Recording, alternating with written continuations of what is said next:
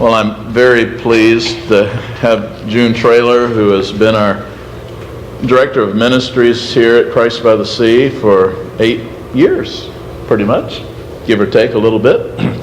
And June has added so much to the life of this congregation, not only through her work and the way that she has advanced the ministries here, but through who she is as a follower of Jesus Christ and a person who loves you all. So we're grateful to have June come and share some of her story now. June?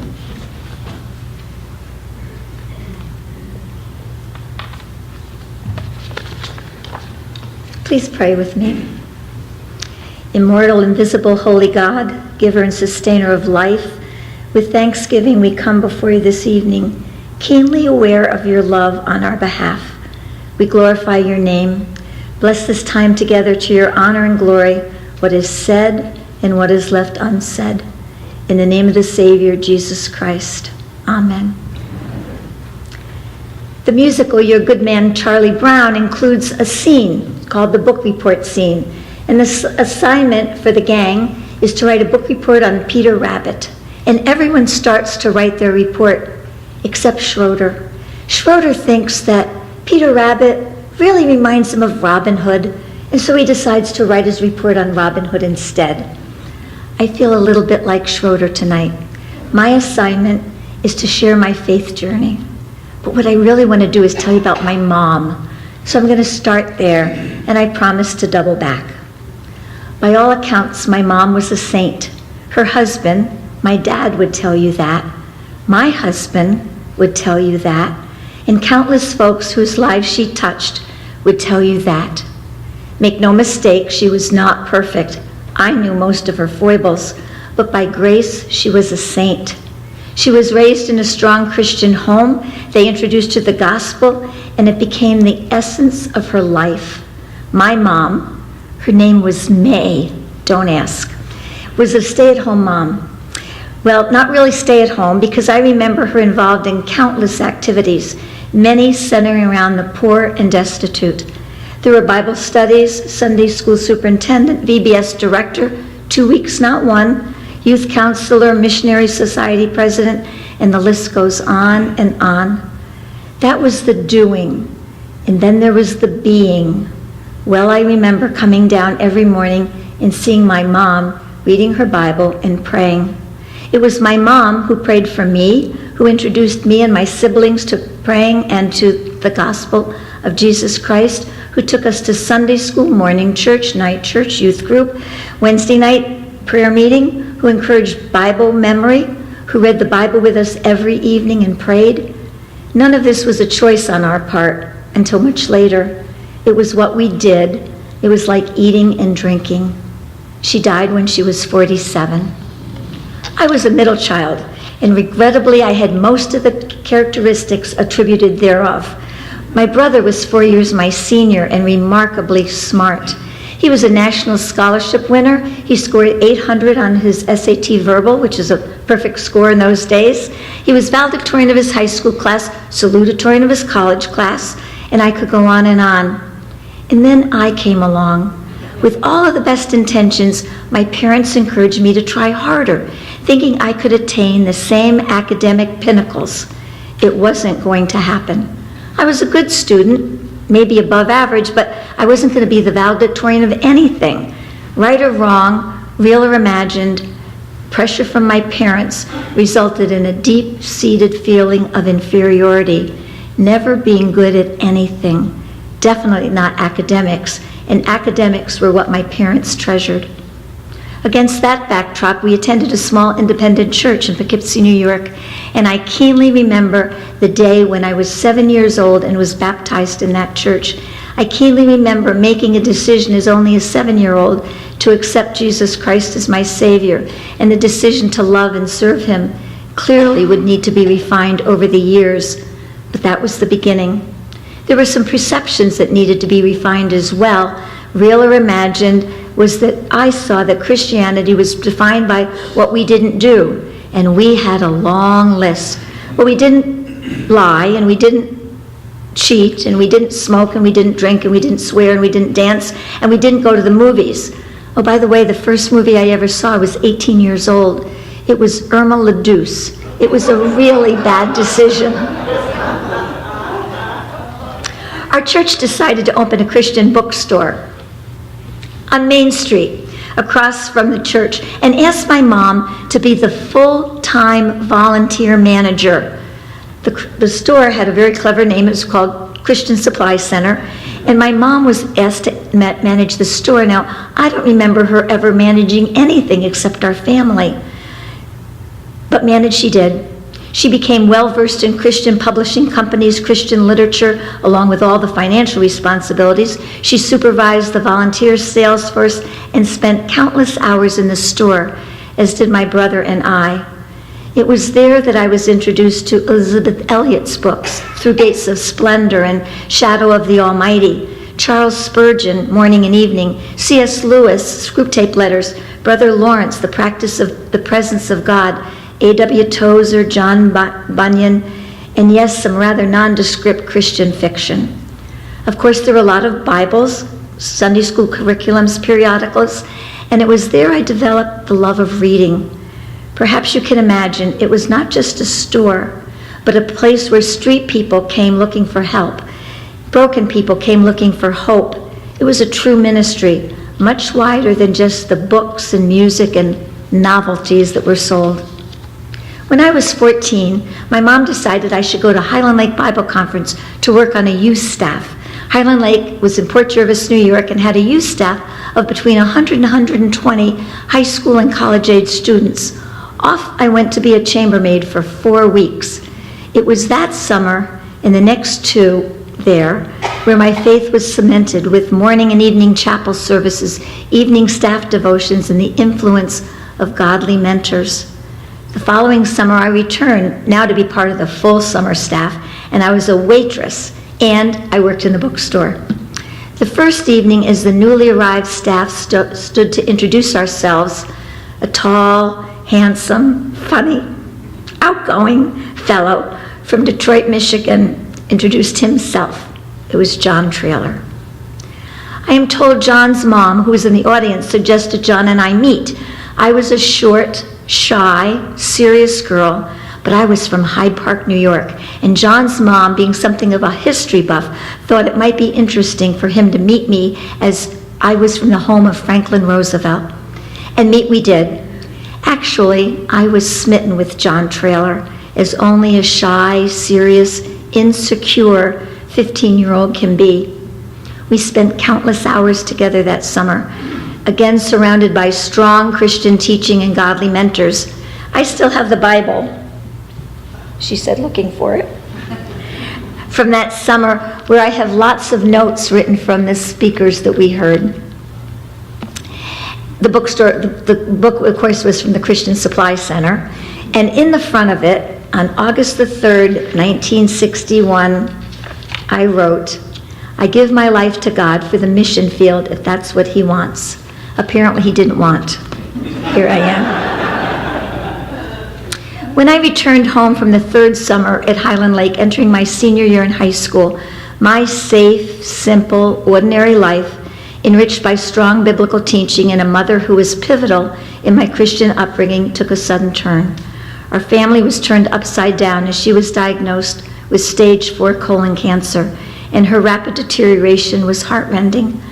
By this time, my sister, 9 years my junior, was just 7, and my mom struggled in the midst of unspeakable pain and suffering with providing Lois the same intense Christian nurture she had provided my brother and I. Friends from our church prayed and were convincing that if we had faith, my mother would be healed.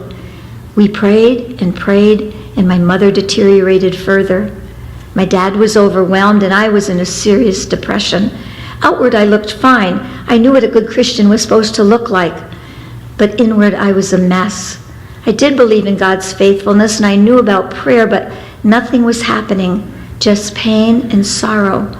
My God was failing, and I had nowhere to turn. Sharing my doubts with my mom and dad was out of the question. Christians from my church kept suggesting I didn't have enough faith, and I was confused and very alone. Our living room overlooking the Hudson River was turned into a care room for my mom, and round-the-clock registered nurses provided amazing care. My folks determined that I should go ahead with my plans for college, and off I went to Houghton College, a small Wesleyan Methodist school, the same school my brother had gone to. Not a good decision. My mom died after my freshman year, and I was angry at God, destructively unable to share that with anyone, perhaps to protect my sister, for whom I now felt responsible, partly to protect myself, confused about what I knew, and well, I felt partly, we'll just leave it there. I returned from my second year at Houghton alone, frightened and angry. There seemed no one who understood, and the truth was, I didn't understand either. But the amazing part to me is in the midst of all my frustration, depression, anger, and general poor psychological health, I was protected. My rebellion was in my heart, not in my lifestyle. Not saying that that was healthy, but I was protected. Looking for some help or solace or whatever, I determined that John Traylor, I knew from Highland Lake, should be notified of my mom's death. He knew my mom, and so I wrote him a letter, and surprise of surprises, he called. It had been 2 years since I'd heard from him, and the events that followed are for another time. Bottom line, he came to visit. We attended the New York World's Fair, and the fellow who had smitten me those 5 years before asked me to marry him. I was a mess, but I was in love, and by God's grace and providence, we planned a wedding for September 1965. I had already decided to return home and enter nursing school, clearly a knee-jerk reaction, having seen my mom cared for by amazing nurses and determined I could and would want to participate in that kind of caring for others. I had no science background. I applied to the local nursing school in Poughkeepsie, and 3 weeks into the program, I went to my advisor and told her I was leaving. Nursing was not going to be for me. I had no idea that nurses could only do what doctors told them. My advisor, Mrs. Bunting, said something like this: "Now, dear, you stay, you're going to be good at this, and when you graduate, go into public health, and you'll have a lot of autonomy there."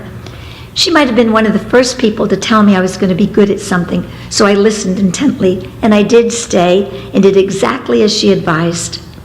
John and I were married in the same little Baptist church in which I was raised, and at our wedding, we sang the hymn that we'll sing later this evening. It was Charles Wesley's "Love Divine, All Love Excelling." I remember tears of joy as we sang. My real or imagined immature thoughts were that John would fill in all my blanks and be everything I wasn't. Funny, outgoing, strong. I wasn't going to be tall, I knew that part, but which only served to put a strain on our relationship. It took some time for me to do a number of things. Number one, accept who I was. Number two, depend on Christ alone, not on anyone or anything. And three, determine by God's grace to live a life committed to Jesus Christ. The events that followed cemented that. I completed my bachelor's degree and went into public health. We found an amazing American Baptist church in Wappinger Falls, New York, which expanded our horizons. John was transferred to Boston, Massachusetts, and we found a United Presbyterian church in Newton, which expanded our horizons. We were assigned to a small group at that church.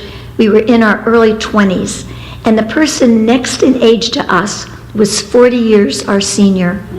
But we learned that true Christian community does not require people just like us. John quit his job and completed his bachelor's degree at Gordon College. We returned to New York, where I returned to working in public health, and found an evangelical free church, which expanded our horizons and provided opportunities for service and lifelong friends. Our son Jay, in those days known as Jonathan, was born, and I so asked God to help me be half of the spiritual leader to Jay that my mom had been to me. I had a most important experience when Jay was 4. He was participating in a Christmas program at our church, and I'd been asked to play the recorder echo to "Do You Hear What I Hear?" I was sitting in the front row at Grace Community Church, invaded with the many thoughts, the nervous thoughts I often had. What will people think? What if I make a mistake? What? And I could play something much better than this. When I began to sense God speaking to my heart and mind, I didn't hear him audibly, but he spoke to my heart with something like this: If you're doing this to honor me, then what others think is irrelevant. And perhaps for the first time in my life, about to do this very simple task, I realized that service to God was not about what others thought or what I could do, but about gratitude to God for what he had done and was doing. Truly, my life in the quiet of that Christmas program changed. My unhealthy inferiority feelings began to dissipate, and it began a long road of accepting myself in new godly and emotionally healthy ways. I would like to tell you that that was a line in the sand and everything was fine after that, and I never looked back. But you know what?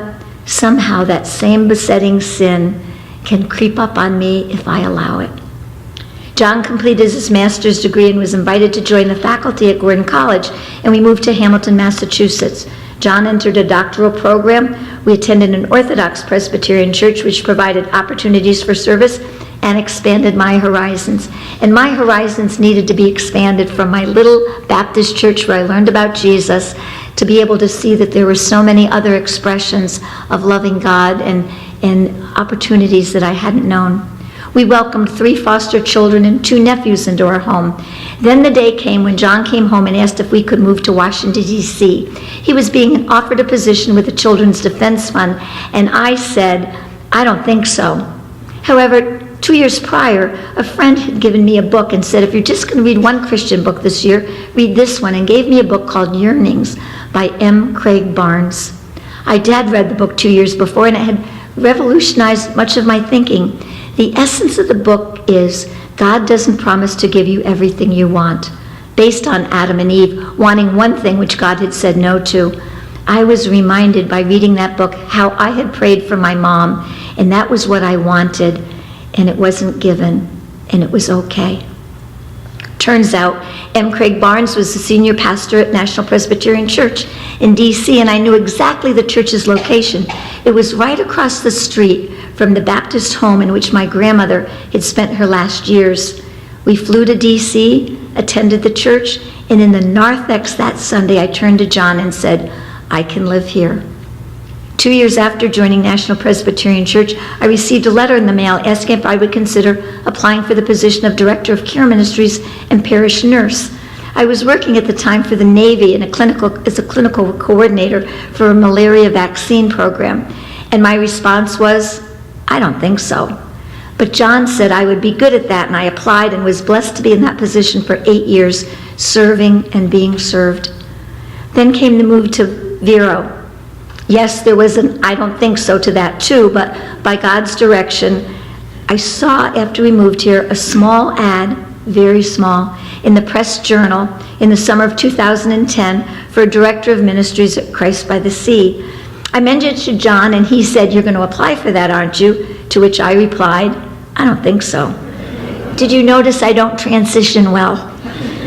But with his encouragement, I did. And by God's grace and the good words of a new friend, Betty Newman, I've been privileged to serve here for the past 7 years, surely not perfectly, but joyfully and gratefully.